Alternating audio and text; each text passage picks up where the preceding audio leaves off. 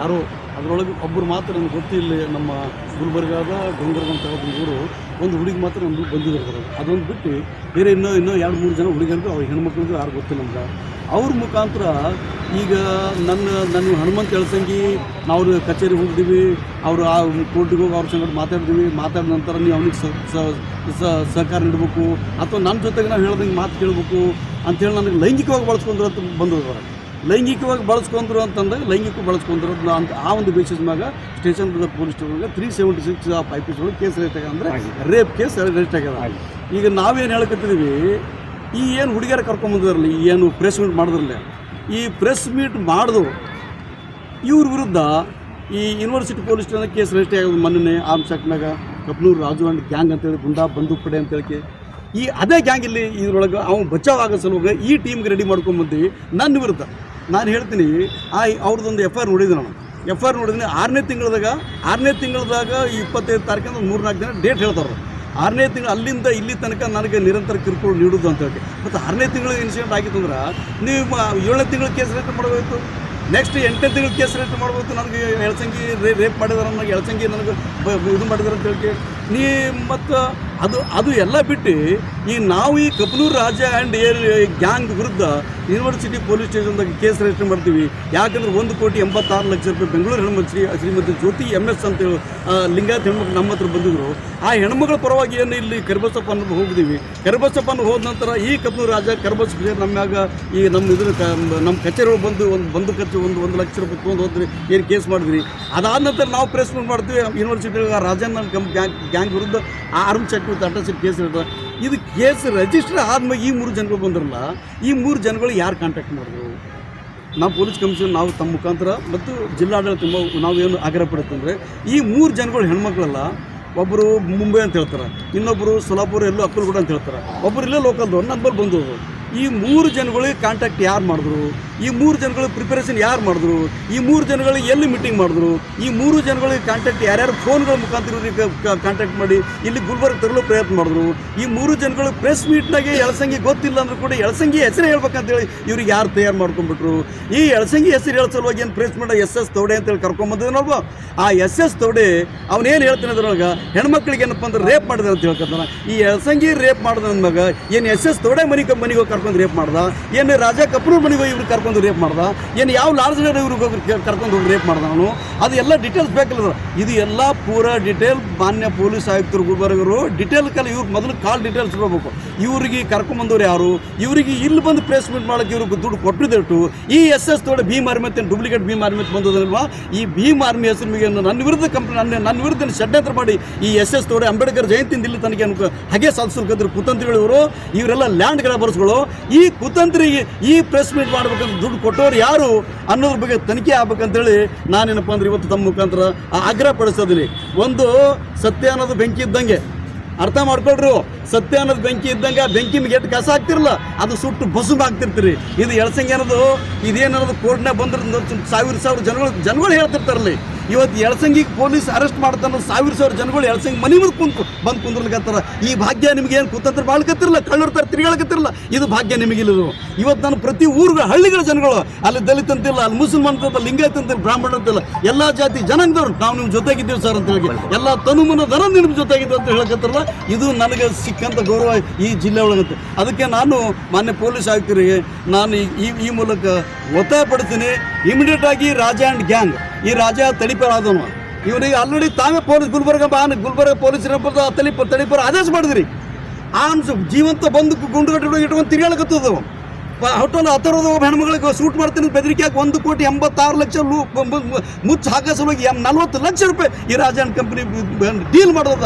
ಇದು ಮುಚ್ಚು ಹಾಕ್ಬೇಕಂತ ತಿಳ್ಕೊಂಡು ಎಳ್ಸಂಗಿ ಆ ಹೆಣ್ಮಗಳ ಸಪೋರ್ಟ್ ಮಾಡ್ಕಂತ ತಿಳ್ಕೊಂಡು ಈ ತಲೆ ಹಿಡೋ ಕೆಲಸ ನೀವೆಲ್ಲ ಮಾಡ್ಕತ್ತೀರಿ. ಇಷ್ಟು ದಿನ ತಲೆ ಹೊಡೆದು ಬರ್ತಿದ್ರಿ, ಈಗ ತಲೆ ಹಿಡುವಂಥ ಕೆಲಸಗಳು ನೀವೇನು ತಲೆ ಹಿಡ್ಕೊಂಡು ಮಾಡೋದು ಕೆಲಸ ನೀವೇನು ಮಾಡ್ಕತ್ತೀರಿ. ಗುಂಡಾ ಗ್ಯಾಂಗ್, ಈ ಗುಂಡಾ ಗ್ಯಾಂಗ್ ಯಾವುದೇ ಕಾರಣಕ್ಕೆ ಜೀವಂತ ಇರಬಾರ್ದು.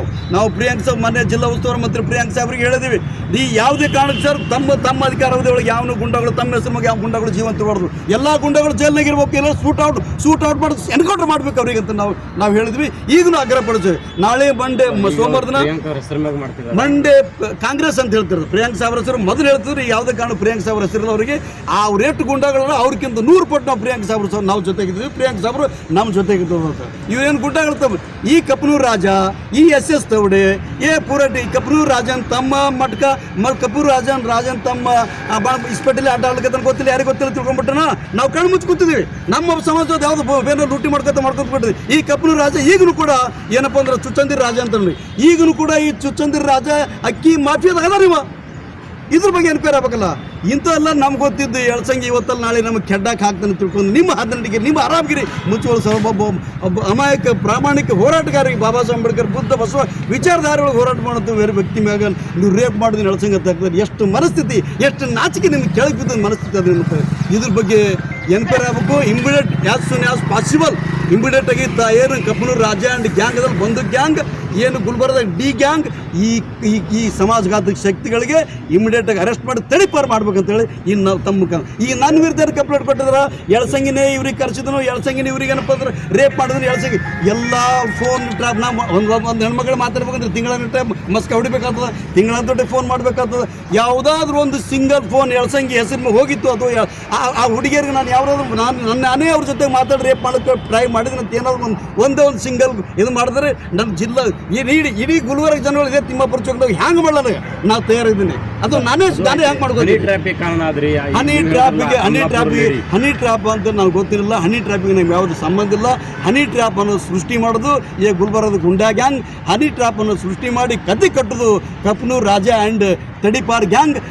ಇವರೆಲ್ಲರ ಬಗ್ಗೆ ವ್ಯವಸ್ಥಿತ ಸಂಚು ರೂಪಿಸಿ ಅದು ಎನ್ಕ್ವೈರಿ ಮಾಡೋದು ಗೊತ್ತಾಗ್ತದೆ.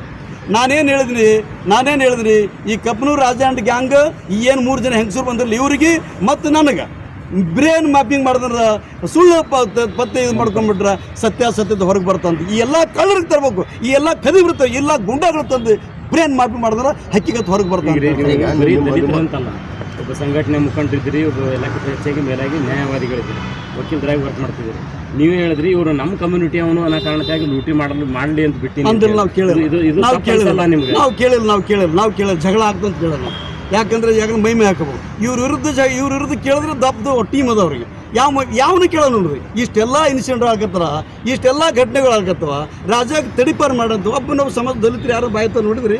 ಹಾಗೆ ನಾನು ಹತ್ತಿರದಾಗ ನಾನು ಸುಮ್ಕೊಂಡು ನಾನೇ ಸಾಯ್ಲಿಕತ್ತೀನಿ ಅಂದಾಗ ಈ ಕಳ್ಳರಿಗೆ ಯಾಕೆ ಇದು ಮಾಡ್ಬೇಕಲ್ಲಿ ನನಗೆ ಅಪವಾದ ಬರ್ಲಿಕ್ಕತ್ತು.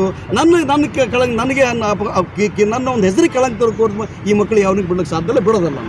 ನಿಮಗೆ ಸಂಘಟನೆ ಕಾರ್ಯಕರ್ತರೇ ನಿಮ್ಮ ಹೆಸರನ್ನ ಅಂದ್ರೆ ನೀವು ಈಗ ನನಗೆ ಬಂದು ನಿಮ್ಮ ಹೆಸರನ್ನ ಹೇಳ್ಕೊಂಡು